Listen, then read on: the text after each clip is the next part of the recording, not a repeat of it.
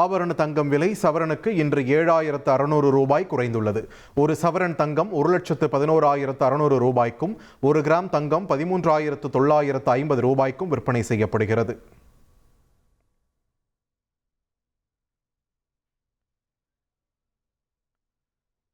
வெள்ளி விலை கிலோவிற்கு 20,000 ரூபாய் சரிந்தது.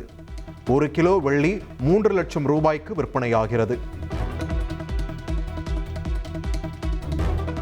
தமிழகத்தின் கலை பண்பாட்டை உலக அரங்கிற்கு எடுத்துச் செல்லும் வகையில் தமிழ் ஃபினாலே நடத்தப்படும் என்று முதலமைச்சர் மு.க.ஸ்டாலின் அறிவித்துள்ளார். மாமல்லபுரத்தில் சுற்றுலா மாநாட்டை தொடங்கி வைத்த முதலமைச்சர் 4 மாவட்டங்களில் புதிய சுற்றுலா மையங்கள் அமைக்கப்படும் என்றும் கூறியுள்ளார். சுற்றுலா வரைபடத்தில் கலை மற்றும் பண்பாட்டு சுற்றுலா தலமா தமிழ்நாடு இடம்பெற முதல் முறையாக அடுத்த ஆண்டு ஜனவரி மாதத்தில் தமிழ் பினாலே நடத்தப்படும்.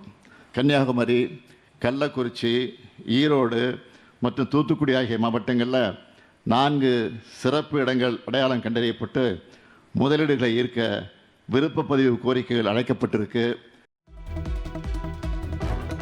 சட்டமன்ற தேர்தலில் கூட்டணி கட்சிகளுடன் தொகுதி பங்கீடு பேச்சுவார்த்தை நடத்த 2 நாட்களில் திமுக குழுவை அறிவிக்க உள்ளதாக தகவல் வெளியாகியுள்ளது.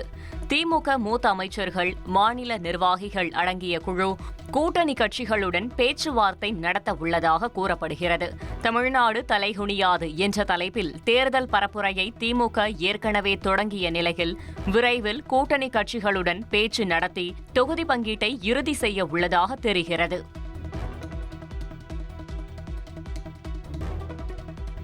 தமிழ்நாட்டின் வளர்ச்சியை மீண்டும் படுகுழியில் தள்ளும் அதிமுக பாஜகவின் சதியை முறியடிப்போம் என முதலமைச்சர் ஸ்டாலின் தெரிவித்துள்ளார். அண்ணா நினைவு தினத்தையொட்டி திமுக தொண்டர்களுக்கு முதலமைச்சர் ஸ்டாலின் கடிதம் எழுதியுள்ளார்.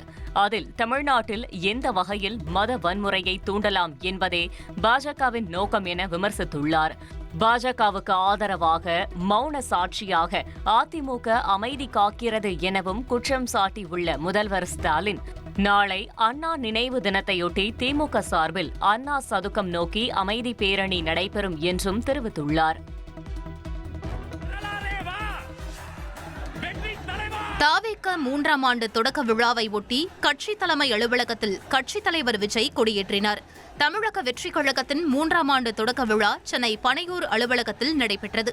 இதில் கட்சித் தலைவர் விஜய்க்கு மேளதாளம் முழங்க நிர்வாகிகள் உற்சாக வரவேற்பு அளித்தனர்.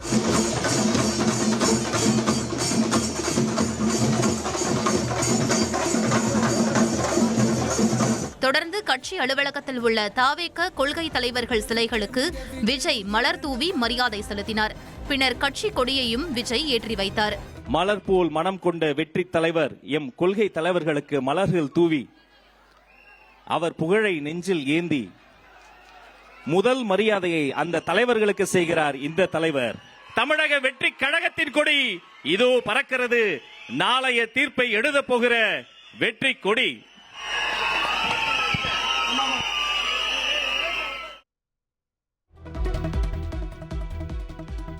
திமுகவை வீழ்த்த தாவேகாவால் மட்டும்தான் முடியும் என அக்கட்சியின் தலைவர் விஜய் பனையூரில் நடைபெற்ற தாவேகாவின் 3ஆம் ஆண்டு விழாவில் திட்டவட்டமாக தெரிவித்துள்ளார். திருக்குறளை மாற்றிக் கூறி திமுகவை விஜய் கடுமையாக விமர்சித்துள்ளார். அரசியலுக்கு எம்ஜிஆர் வந்தபோது அவரை விமர்சித்தவர்கள்தான் தற்போது தன்னையும் விமர்சிப்பதாக விஜய் பேசியுள்ளார். மக்கள் சக்திதான் தனது மிகப்பெரிய பலம் என்றும் அவர் கூறியுள்ளார். அரசியல் அரிச்சுவடி தெரியாதவர், கவர்ச்சியை மட்டுமே நம்பி இருக்கிறவர், அட்டக்கத்தி, வாய் விளம்பர வள்ளல். இவருக்கு கேள்வி மட்டும்தான் கேட்க தெரியும், பதில் சொல்ல தெரியாது, நிருபர்களை சந்திக்க மாட்டாரு, டெல்லியை வகச்சிக்க மாட்டாரு, மேல இருந்து அவருக்கு அவ்வளோ ப்ரெஷர் இருக்குது, அப்படி இப்படின்னு சொன்னதும் அதே வாய் தான். 77 மாதிரியே இப்போவும் அந்த பழைய தேஞ்சி போன, துருபிடிச்சு போன, நஞ்சு போன அதே அந்த பழைய வெப்பனையும் இப்பவும் கையில் எடுக்கிறாங்க. பாஜக தலைமையில் ஒரு கூட்டணி உருவாகி உள்ளதாக அதிமுகவை குறிப்பிடாமல் விஜய் பேசியுள்ளார். எந்த கூட்டணி வந்தாலும், எத்தனை முறை கருத்து கணிப்பு எடுத்தாலும் ஒவ்வொரு வீட்டிலும் தாவேக இருக்கும் என்றும் அவர் கூறியுள்ளார். ஒவ்வொரு ஊரா தெருவா வீடு வீடா போய் நீங்க அந்த கருத்து கணிப்பு எடுத்து பாருங்க. ஒவ்வொரு வீட்லயும் டிவிக்கு இருக்கிறத நீங்க பார்ப்பீங்க.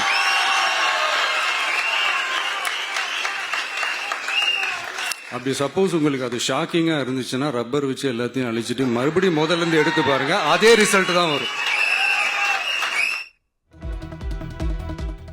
எத்தனை என்ஜின் வந்தாலும் டாப் என்ஜின் தாவேக தான் என்று விஜய் தெரிவித்துள்ளார். விசில் சத்தத்தில் தீய சக்தி ஊழல் சக்தி ஓட வேண்டும் என்றும் அவர் கூறியுள்ளார். இந்த விசில்ல ஊதுல இந்த தீய சக்தியும் இந்த ஊழல் சக்தியும் தெரிச்சு ஓடணும். எப்படி தெரிச்சு ஓடணும். தாவேக ஆண்டு விழாவில் விஜய் நடனமாடி மகிழ்ந்தார். விஜயின் நடனத்தை பார்த்து தொண்டர்கள் உற்சாகமடைந்தனர். மாம்பழ சின்னம் விவகாரத்தில் தேர்தல் ஆணையம் பதிலளிக்க சென்னை உயர்நீதிமன்றம் உத்தரவிட்டுள்ளது. பாமக கட்சிக்கு மாம்பழ சின்னம் ஒதுக்கீடு செய்துள்ளதாக தேர்தல் ஆணையம் அன்புமணி முகவரிக்கு கடந்த 2025 ஜூலை மாதம் கடிதம் அனுப்பியிருந்தது. இந்த கடிதத்தை ரத்து செய்து தனது முகவரிக்கு கடிதம் அனுப்ப உத்தரவிடக் கோரி பாமக நிறுவனர் ராமதாஸ் சென்னை உயர்நீதிமன்றத்தில் வழக்கு தாக்கல் செய்திருந்தார். இந்த வழக்கு தலைமை நீதிபதி MM ஸ்ரீவத்சவா மற்றும் நீதிபதி G அருள்முருகன் அமர்வில் விசாரணைக்கு வந்தது. அப்போது ராமதாஸ் தரப்பில் கட்சியின் உறுப்பினராக இல்லாத முன்னாள் தலைவர் முகவரிக்கு தேர்தல் ஆணையம் கடிதம் அனுப்பியுள்ளது. அதனால் அந்த கடிதத்தை ரத்து செய்ய வேண்டும் என கேட்டுக் கொள்ளப்பட்டது. அன்புமணி தரப்பில் கட்சி தன்வசம்தான் உள்ளது, இந்த வழக்கு விசாரணைக்கு உகந்தது அல்ல, வழக்கில் இணைக்க கோரி மனு தாக்கல் செய்ய இருப்பதாகவும் தெரிவிக்கப்பட்டது. அன்புமணி தரப்பு வாதங்களை ஏற்க மறுத்த நீதிபதிகள் வழக்கில் எதிர்மனுதாரராக இல்லாத நிலையில் வாதங்களை ஏற்க முடியாது என கூறினர். பின்னர் ராமதாஸ் மனுவுக்கு 3 வாரங்களில் பதிலளிக்கும்படி தேர்தல் ஆணையத்திற்கு உத்தரவிட்டு விசாரணையை நீதிபதிகள் ஒத்திவைத்தனர். தென்பெண்ணை நதிநீர் பிரச்சனையை தீர்க்க உடனடியாக நடுவர் மன்றத்தை அமைக்க வேண்டும். மத்திய அரசுக்கு உச்சநீதிமன்றம் உத்தரவு. பிரசித்தி பெற்ற சிதம்பரம் நடராஜர் கோயிலில் தமிழக ஆளுநர் RN ரவி தனது மனைவியுடன் சுவாமி தரிசனம் செய்தார். அவர்களை கோயில் பொது தீட்சிதர்கள் கும்ப மரியாதை செய்து மேளதாளங்களுடன் வரவேற்றனர். தொடர்ந்து பல்வேறு சிறப்பு பூஜைகளில் கலந்து கொண்ட ஆளுநர் பின்னர் நடராஜ பெருமானை தரிசித்தார்.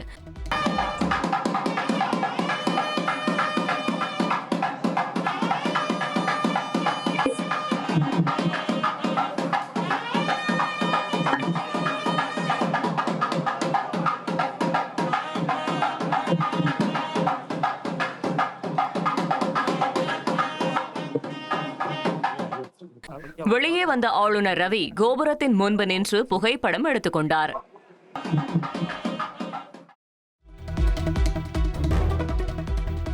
நிர்ணயிக்கப்பட்ட ஊதியம் வழங்காததை கண்டித்து சென்னை மெரினாவில் கௌரவ விரிவுரையாளர்கள் போராட்டத்தில் ஈடுபட்டனர். அரசு கல்லூரிகளில் பணியாற்றி வரும் கௌரவ விரிவுரையாளர்களுக்கு பல்கலைக்கழக மானியக் குழு நிர்ணயித்த ஊதியத்தை தமிழக அரசு வழங்கவில்லை என கூறி தலைமை செயலகத்தை முற்றுகையிட மெரினாவிலிருந்து கௌரவ விரிவுரையாளர்கள் புறப்பட்டனர். அப்போது மற்ற மாநிலங்களில் வழங்குவது போல் தமிழகத்தில் உள்ள அரசு கலை கல்லூரிகளில் பணியாற்றி வரும் கௌரவ விரிவுரையாளர்களுக்கு 57,000 ரூபாய் ஊதியம் வழங்க வேண்டும் என அவர்கள் முழக்கம் எழுப்பினர். தொடர்ந்து போராட்டத்தில் ஈடுபட்ட கௌரவ விரிவுரையாளர்களை போலீசார் கைது செய்து அழைத்து சென்றனர். நெல்லையில் இளம்பெண் உயிரிழந்த வழக்கில் விசாரணை அதிகாரி மாற்றப்பட்டுள்ளார். நெல்லை பேட்டை பகுதியைச் சேர்ந்த 19 வயது பெண் தனது காதலனை திருமணம் செய்ய இருந்ததாக கூறப்படும் நிலையில் இதற்கு அவரின் பெற்றோர் எதிர்ப்பு தெரிவித்ததாக சொல்லப்படுகிறது. இதனிடையே அந்த பெண் கீழே விழுந்து காயமடைந்ததாக கூறி அவரது பெற்றோர் மருத்துவமனைக்கு கொண்டு சென்றபோது அவர் உயிரிழந்ததை உறுதி செய்த மருத்துவர்கள் அவரது உடலில் காயம் இருந்தது குறித்து போலீசாருக்கு தகவல் தெரிவித்துள்ளனர். இதையடுத்து உடலை கைப்பற்றிய போலீசார் சந்தேக மரணம் என முதல் தகவல் அறிக்கை பதிவு செய்து விசாரணை மேற்கொண்டு வந்தனர். இந்நிலையில் வழக்கு விசாரணை அதிகாரியை மாற்றம் செய்து மாநகர காவல் ஆணையர் உத்தரவிட்டுள்ளார். ஸ்ரீவைகுண்டம் அருகே கிள்ளிக்குளம் வஉசி வேளாண் கல்லூரி விடுதியில் வழங்கப்பட்ட மதிய உணவில் நத்தை கிடந்ததால் மாணவர்கள் அதிர்ச்சி அடைந்தனர். கல்லூரி விடுதியில் 750க்கும் மேற்பட்ட மாணவ மாணவிகள் தங்கி விவசாயம் சார்ந்த ஆராய்ச்சிகள் மற்றும் கல்வி பயின்று வருகின்றனர். இந்நிலையில் மதியம் உணவு சாப்பிட்டுக் கொண்டிருந்த போது ஒரு மாணவியின் தட்டில் நத்தை கிடந்துள்ளது. இதனிடையே ஒரே இடத்தில் சமையல் செய்து பெண்கள் மற்றும் ஆண்களுக்கு தனித்தனியாக உணவு எடுத்து சென்றபோது வேப்ப மரத்திலிருந்து நத்தைகள் விழுந்திருக்கலாம் என்றும் சமையல் செய்யும் போது இவ்வாறு நடக்க வாய்ப்பில்லை என்றும் விடுதி காப்பாளர் தரப்பில் தெரிவிக்கப்பட்டுள்ளது. சென்னை அருகே கோவளம் கடற்கரைக்கு குளிக்க சென்ற 3 கல்லூரி மாணவர்கள் அலையில் சிக்கி பரிதாபமாக உயிரிழந்தனர். செங்கல்பட்டு மாவட்டம் கானாத்தூர் பகுதியில் இயங்கி வரும் தனியார் பொறியியல் கல்லூரியில் மும்பையை சேர்ந்த நோயல், ஜார்க்கண்டை சேர்ந்த ரிதேஷ்குமார், கோவில்பட்டியை சேர்ந்த முகேஷ் பிரவீன் ஆகியோர் பயின்று வந்தனர். இந்நிலையில் விடுமுறை தினத்தில் கடற்கரைக்கு சென்ற அவர்கள் எதிர்பாராத விதமாக அலையில் சிக்கி கடலுக்குள் இழுத்துச் செல்லப்பட்டுள்ளனர். இதில் ஒருவரது உடல் மீட்கப்பட்ட நிலையில் மாயமான இருவரை தேடும் பணி நடைபெற்று வருகிறது. கரூர் மாவட்டம் குளித்தலையில் 2 தனியார் பேருந்துகள் நேருக்கு நேர் மோதி கோர விபத்து ஏற்பட்டது. விபத்தில் 50க்கும் மேற்பட்ட பயணிகள் காயமடைந்த நிலையில் அவர்களுக்கு சிகிச்சை அளிக்கப்பட்டு வருகிறது. சதுரகிரி சுந்தர மகாலிங்கம் கோவிலுக்கு வந்த 4 வயது சிறுவன் உட்பட 2 பேரை குரங்கு கடித்த சம்பவம் பரபரப்பை ஏற்படுத்தியுள்ளது. பௌர்ணமியை ஒட்டி சதுரகிரி சிவன் கோவிலுக்கு வந்தவர்களை கடித்த குரங்கு அவர்களிடமிருந்த உணவுப் பொருட்களை பறித்து சென்றது. இதில் காயமடைந்தவர்களுக்கு மருத்துவ சிகிச்சை அளிக்கப்பட்ட நிலையில் குரங்குகளின் அட்டகாசத்தை தடுக்க பொதுமக்கள் கோரிக்கை விடுத்துள்ளனர். கன்னியாகுமரி மாவட்டம் நாகர்கோவில் அருகே டிரைவர் கொலை செய்யப்பட்ட வழக்கில் 2 சிறுவர்கள் உட்பட 3 பேர் கைது செய்யப்பட்டுள்ளனர். ராஜகமங்கலம் அடுத்த கோவில்புரம் பகுதியைச் சேர்ந்த லாரி ஓட்டுநரான கண்ணன் என்பவர் வெட்டு காயங்களுடன் நிர்வாண நிலையில் சடலமாக கண்டெடுக்கப்பட்டார். இந்த வழக்கில் சாமி விளையைச் சேர்ந்த ஜான்சலி மற்றும் 2 சிறுவர்கள் கைது செய்யப்பட்டனர். போலீசாரின் விசாரணையில் ஜான்சலியுடன் கண்ணன் ஓரின சேர்க்கையில் ஈடுபட்டு வந்ததும் தொடர்ந்து தொந்தரவு செய்ததால் நண்பர்களுடன் சேர்ந்து கண்ணனை ஜான்சலி கொலை செய்ததும் தெரியவந்துள்ளது. இயற்கை எழில் கொஞ்சும் ஊட்டியில் மலை முகடுகளில் வெண்மேக கூட்டம் தவழ்ந்து சென்றது. ரம்யமான காட்சியை சுற்றுலா பயணிகள் கண்டுகளித்தனர்.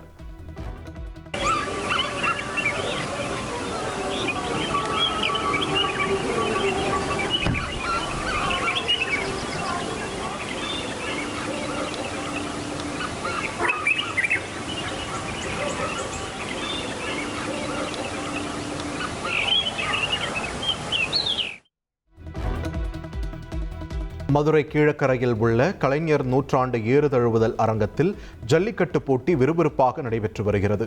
சீரிப்பாயும் காளைகளை வீரர்கள் தீரத்துடன் அடக்கி வருகின்றனர். சூப்பர் விட்டாய் தம்பி, அருமை அருமை.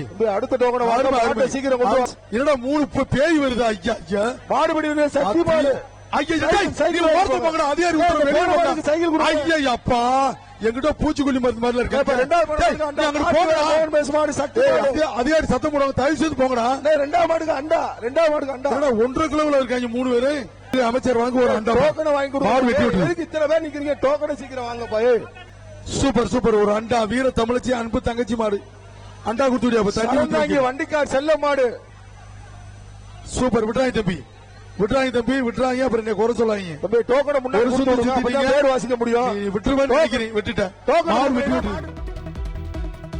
சேலம் அருகே வீட்டில் கட்டி வைக்கப்பட்டிருந்த 2 ஆடுகளை காரில் வந்த கும்பல் திருடி செல்லும் சிசிடிவி காட்சிகள் வெளியாகியுள்ளது.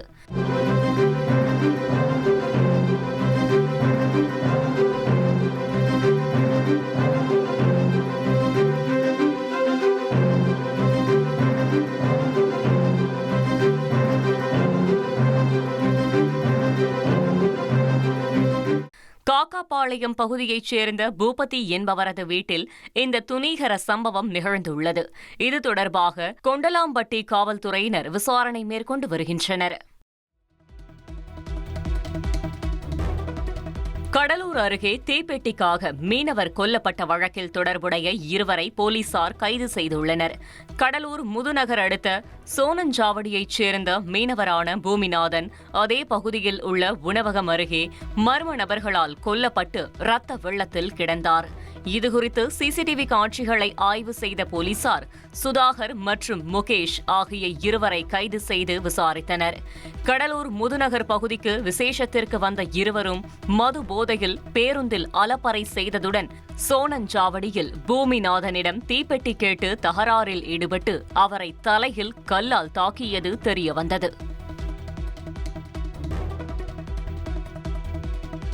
சென்னை மதுரவாயல் அருகே பள்ளி வேன் கவிழ்ந்து விபத்துக்குள்ளானதால் பரபரப்பு ஏற்பட்டது. வானகரம் அருகே தனியார் பள்ளி மாணவர்களை ஏற்றி சென்ற வேன் பைபாஸ் சாலையிலிருந்து மேம்பாலம் வழியாக இறங்கும்போது கட்டுப்பாட்டை இழந்து கவிழ்ந்தது. இந்த விபத்தில் அதிர்ஷ்டவசமாக மாணவர்கள் காயமின்றி தப்பினர். இதனையடுத்து போக்குவரத்து போலீசார் வேனை மீட்டு போக்குவரத்தை சரி செய்தனர்.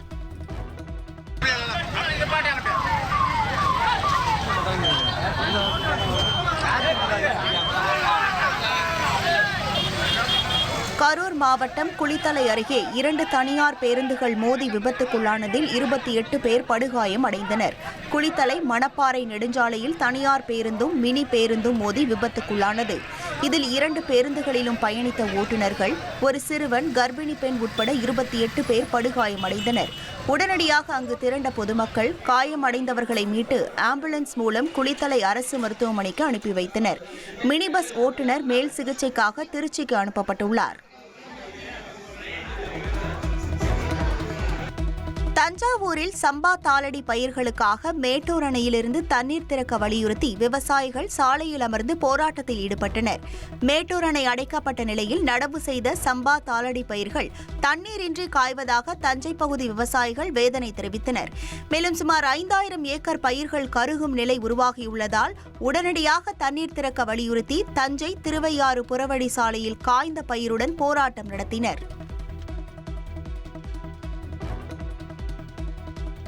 திருவண்ணாமலை மாவட்டம் ஆரணி அருகே நடைபெற்ற கோவில் கும்பாபிஷேகத்தில் 2 பெண்களிடம் 6 சவரன் தங்க நகை கொள்ளையடிக்கப்பட்ட சம்பவம் பரபரப்பை ஏற்படுத்தியுள்ளது. ஆரணி அருகே புதுப்பாளையத்தில் உள்ள செந்தில் முருகர் கோவில் கும்பாபிஷேகம் நடைபெற்றது.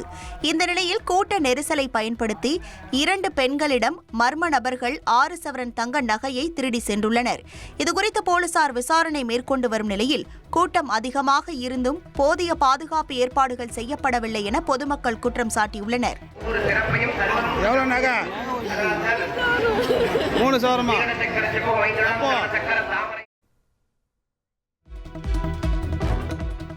தலைநகர் டெல்லியில் மீண்டும் காற்று மாசு ஏற்பட்டுள்ளது. காற்று மாசுடன் பனிமூட்டமும் கலந்ததால் மக்கள் அவதியடைந்துள்ளனர். காஷ்மீர் உத்தம்பூர் பகுதியில் பனி போர்த்தி ரம்யமாக மலைகள் காட்சியளிக்கின்றன. பனியை ஒருவர் மீது ஒருவர் வீசி சுற்றுலா பயணிகள் மகிழ்ச்சி அடைந்து வருகின்றனர். கேரளாவில் அரசு பேருந்துக்கு வழிவிடாமல் நீண்ட தூரம் காரை மெதுவாக ஓட்டி சென்ற வீடியோ பரவி வருகிறது. கோட்டயம் நோக்கி சென்ற அரசு பேருந்தை ஓட்டி வந்த ஓட்டுநர் முன்னால் சென்ற காரை முந்துவதற்காக ஹாரன் அடித்துள்ளார். ஆனால் அதை சற்றும் பொருட்படுத்தாத கார் ஓட்டுநர் பொறுமையாக பின்னால் வருமாறு சைகை செய்துள்ளார். வழியை மறித்து பொறுப்பற்ற முறையில் நடந்து கொண்ட கார் ஓட்டுநரின் வீடியோ சமூக வலைதளத்தில் வேகமாக பரவி வருகிறது.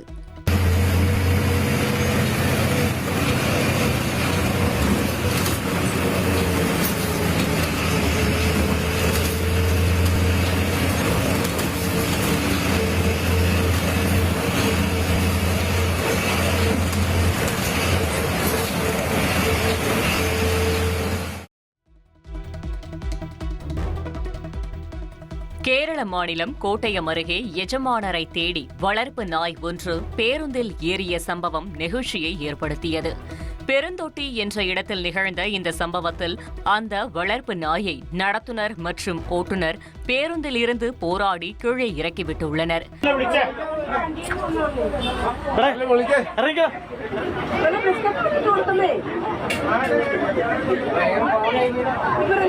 இதுகுறித்து விசாரித்ததில் 2 தினங்களுக்கு முன்பு இதே பேருந்தில் இந்த நாயை வளர்த்த உரிமையாளர் வெளியூர் சென்றுள்ளதால் அவரை தேடி அவர் இருக்கும் இடம் செல்வதற்காக பேருந்தில் ஏறியது தெரியவந்தது.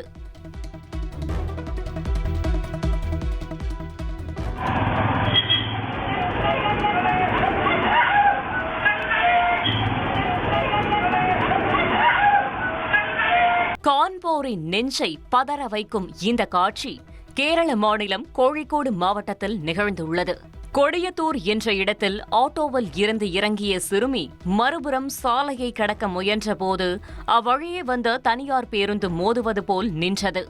ஓட்டுநரின் சாமர்த்தியத்தால் அந்த சிறுமி அதிர்ஷ்டவசமாக உயிர் தப்பினாலும் ஒரு கணம் அதிர்ச்சியில் உறைந்து போனார்.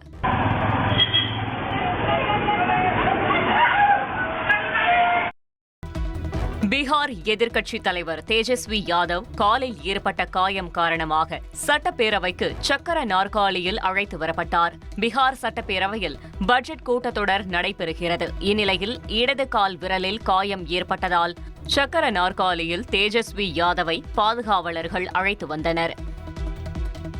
இந்திய பார்வையற்றோர் பெண்கள் கிரிக்கெட் அணியினர் திருப்பதி ஏழுமலையான் கோவிலில் சுவாமி தரிசனம் செய்தனர். அவர்களுக்கு பண்டிதர்கள் வேத ஆசி வழங்கிய நிலையில் திருப்பதி தேவஸ்தானம் சார்பில் தீர்த்த பிரசாதங்கள் வழங்கப்பட்டன.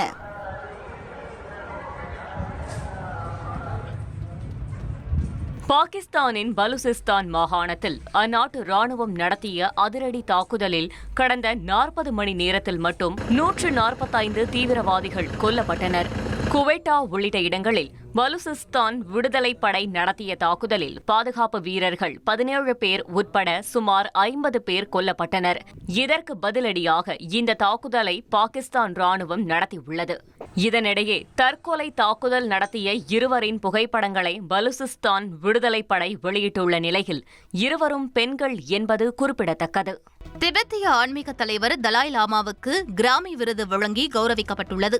உலகின் மிக உயரிய இசை விருதாக கருதப்படும் கிராமி விருதுகள் வழங்கும் விழா அமெரிக்காவின் லாஸ் ஏஞ்சல்ஸில் நடைபெற்றது.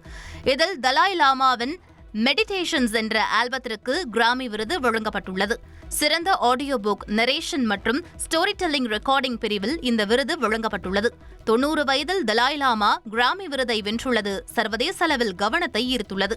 இந்த அங்கீகாரத்தை நன்றியுடனும் பணிவுடனும் பெறுவதாக தலாய் லாமா அலுவலகம் தரப்பில் தெரிவிக்கப்பட்டுள்ளது.